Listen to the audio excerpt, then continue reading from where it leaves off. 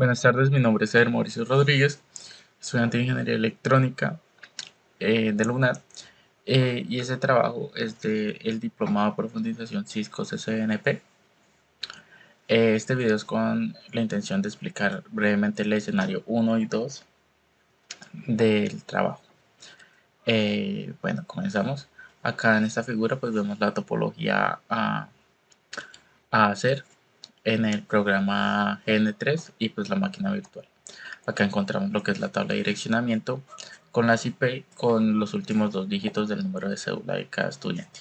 Comenzamos, bueno, en la primera parte nos dice que configuremos los conceptos básicos, los ajustes básicos del dispositivo y las direcciones. Las direcciones, pues como sabemos, están en la tabla de direccionamiento y pues acá se realiza el cableado y toda la configuración. Comenzamos con la configuración básica. Para cada router se le asigna un nombre, se configura las direcciones IP, IP4 y IP6 y teniendo en cuenta pues cada interfaz. Esta configuración de estos comandos es la misma para los demás routers. Seguimos con el switch D1.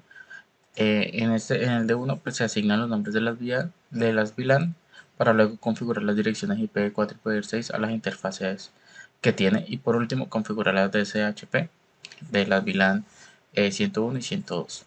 Acá podemos ver la configuración, se ingresa la configuración de las VLAN, se asignan el nombre y lo mismo con los demás switches, y se proporciona el enlace troncal estático.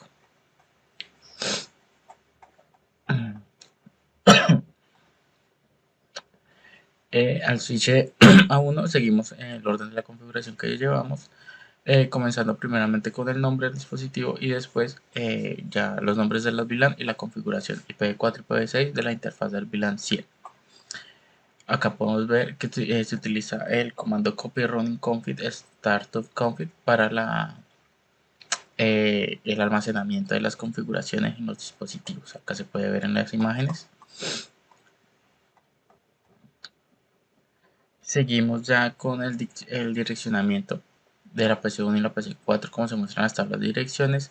Se establecen las direcciones IP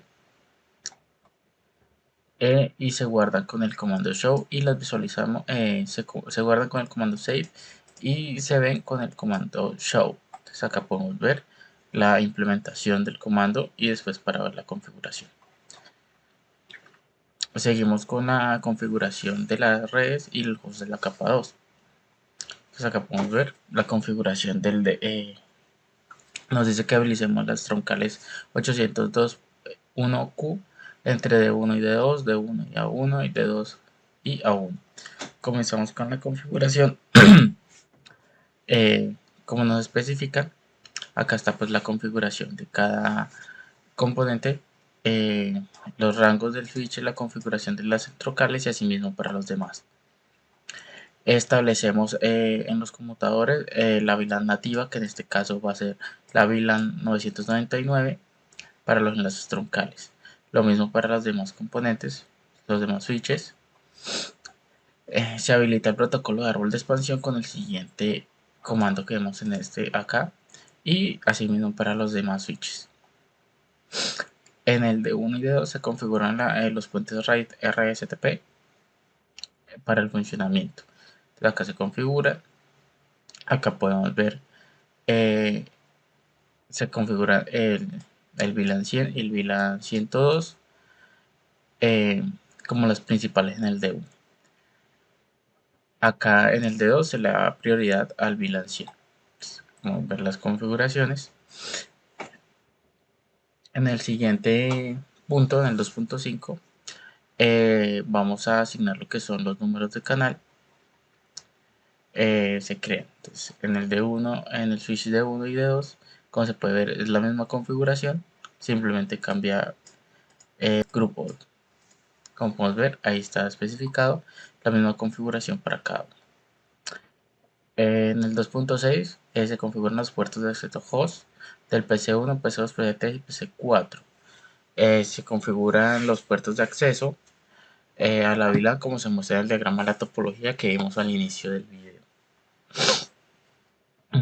En el switch D1 Se configuran para acceso permanente, se habilitan todas las interfaces no truncales. Lo mismo para pues, los demás switches. En el 2.7 se comprueba la conexión y encendemos los PCs 2 y PC 3 y digitamos el comando IP de DCHCP, el cual nos asignará una IPv4 aleatoria dentro del rango permitido que se establecieron antes. De igual forma, también se asigna una puerta de enlace por defecto, pero dicha puerta de enlace es la misma que fue usada en PC1 y PC4. Utilizando el comando ipauto, pues nos genera el aleatorio. Con el comando save guardamos y con el comando show pues revisamos. Cuando terminemos con el comando show nos tiene que dar estas siglas EIU es rayal medio 64, que es lo que nos especifica en la tabla. Entonces acá, como podemos ver en las imágenes, aquí al final nos especifica después de usar el comando ipauto, save y show para realizar la visualización. Lo mismo para todas las imágenes. En el 2.8 se comprueba la conexión. Como podemos ver, se hace ping a diferentes partes y pues todas nos dan satisfactoriamente como se visualiza. Acá pues podemos ver lo que son los comandos utilizados en el paso 2 para cada switch. En el escenario 2 se configuran los protocolos de enrutamiento y se utiliza el OSPF con ID 4 para los enrutadores. Como podemos ver, acá está cada dirección, es la misma configuración para cada router y cada switch. Deshabilitamos los anuncios de la versión 2 en todas las interfaces con algunas excepciones. Seguimos con la configuración de las redes. Como podemos ver, para el router 1, 3, es lo mismo, simplemente pues cambian las direcciones de las redes. En el switch de 1 se ingresan 4 redes, 3 van a ser para las direcciones de enrutamiento con la Inter-VLAN y la cuarta conexión, que sería esta, para la conexión con R1, o sea, con el router 1. Se utiliza el comando passive interface default para desactivar las notificaciones del OSPF. Seguimos con las direcciones de red para el switcher 2, como en el paso anterior. Las 3 primeras son para el enrutamiento de Inter-VLAN y la cuarta para la conexión con R3. Se ingresa el mismo comando para desactivar las notificaciones, exceptuando algunos en específico. Acá podemos ver lo que ya son las configuraciones de cada router y switch, teniendo en cuenta lo anterior. En el 3.2, en este punto ya utilizamos lo que es la configuración OSPF versión 3 en el área única, en el área 0. Pues como podemos ver, entonces ya el OSPF pasa a ser Process ID 6 en vez de ID 4. Se hace la misma configuración que del punto anterior, simplemente pues teniendo en cuenta esto. Acá podemos ver los comandos, las direcciones, perdón. Y se comienza a realizar la configuración de cada dispositivo. Entonces, en el router de uno, como ver que están los comandos, comando para propagar la ruta por defecto del comando, para notificar directamente las redes directamente conectadas, que vendrían siendo de la interfaz /1 y 1/1. Dejamos las conexiones. Como podemos ver, es la misma configuración para cada router, simplemente cambian algunos pequeños detalles. En el switch de 1 activamos para la interfaz E1/1 y las VLAN. Como ver los comandos, realizamos el mismo paso para el D2, tomando en cuenta su interfaz y la VLAN. Es lo que cambia. Deshabilitamos los anuncios del OSPF versión 3 en todas las interfaces excepto en la E1/1. En ese orden, los comandos ordenados para cada dispositivo mencionado serían de la siguiente manera. Entonces, ya para la configuración vendrían siendo estos comandos aquí. Como se puede ver, la configuración para los routers y los switches es la misma. Varía pues simplemente en interfaces o en las VLAN. Se configuran las dos rutas predeterminadas a través de la interfaz loopback. Como podemos ver, una ruta estática predeterminada IPv4 y la otra IPv6. Se configura loopback 0 como interfaz de salida y se configura la estática para IPv4 y IPv6. Configuramos y habilitamos una relación de vecino del IPv4 y IPv6 con el R1 en ASN 300. Configuramos la relación de vecino IPv4 y IPv6 con el comando neighbor consistent autónomo remote 300. Como podemos ver, acá está el comando. Establecen rutas por defecto de la familia del IPv6. Ya esto pues es necesario activar el vecino IPv4 del sistema autónomo remoto 300 y desactivar el IPv6 de este mismo. Entonces, ya teniendo claro esto, comenzamos con lo que es la configuración del router, como podemos ver en el siguiente lista de comandos. Se configuran dos rutas resumidas estáticas a la interfaz null 0. Como se puede ver, una ruta IPv6 resumida para esta dirección y lo mismo IPv6 para la siguiente dirección. Para hacer esta configuración hay que tener en cuenta que la interfaz de salida será null 0 para IPv4 como para IPv6. Cambiamos las direcciones. Configuramos la relación de vecinos de IPv4 y IPv6 con el sistema autónomo 500 en R2. Acá podemos evidenciar. Se deshabilita el vecino del IPv6 con el siguiente comando. Habilitamos lo que es el vecino IPv4.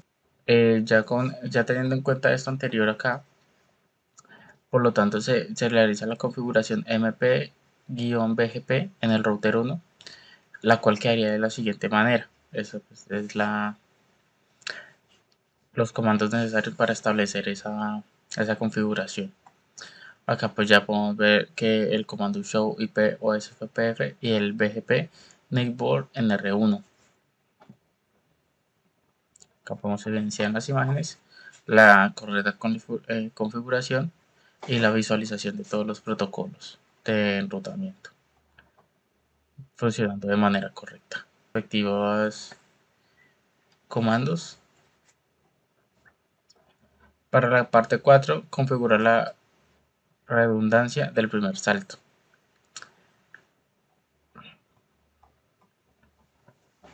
En el D1 se crea la IPSLA que prueba la accesibilidad de la interfaz 1/0 de R1. Se crean los dos.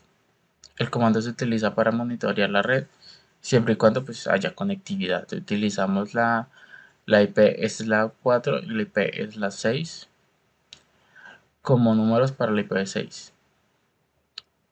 Se toma en cuenta la dirección IP de la interfaz E1/0 en R1, tanto para IPv4 como IPv6, y con el comando frecuencia se programa para que pruebe la disponibilidad cada 5 segundos. Acá podemos ver el comando y la dirección. Programa el SLA para implementación inmediata sin tiempo de finalización. Como podemos ver, se programa el SLA para la SLAC 4 como para la SLAC 6. El comando IP slab en schedule 4 live for start time, ¿no? Servirá para habilitar la IP SLAN e indicar cuándo y por cuánto tiempo estará activo. Acabo de ver los comandos.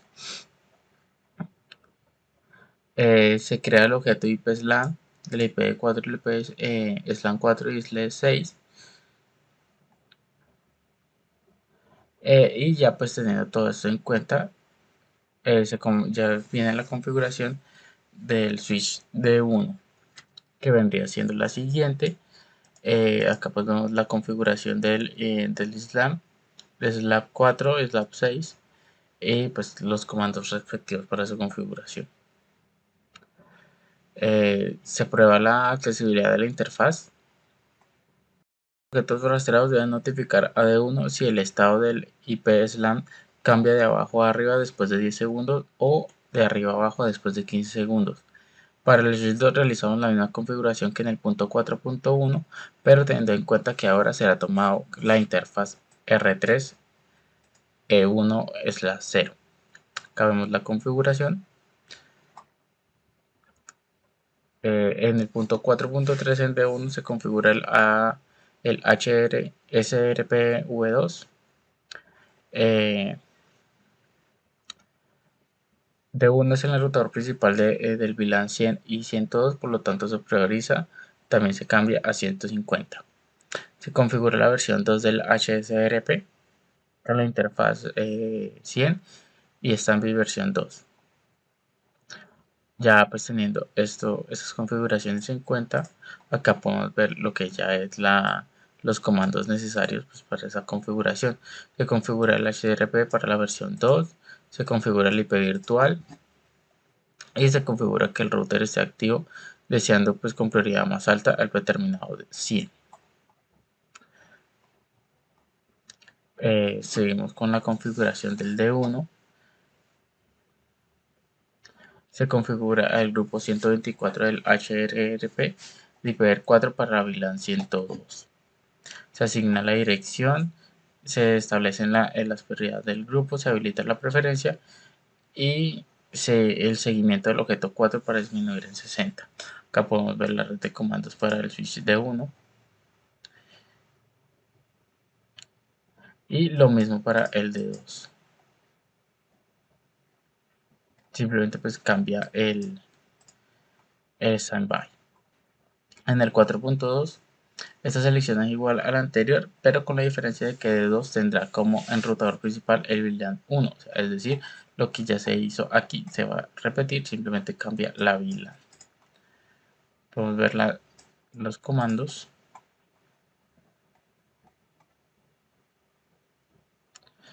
Del D2 y acá podemos pues ya evidenciar la verificación de la configuración de D1 y los demás componentes.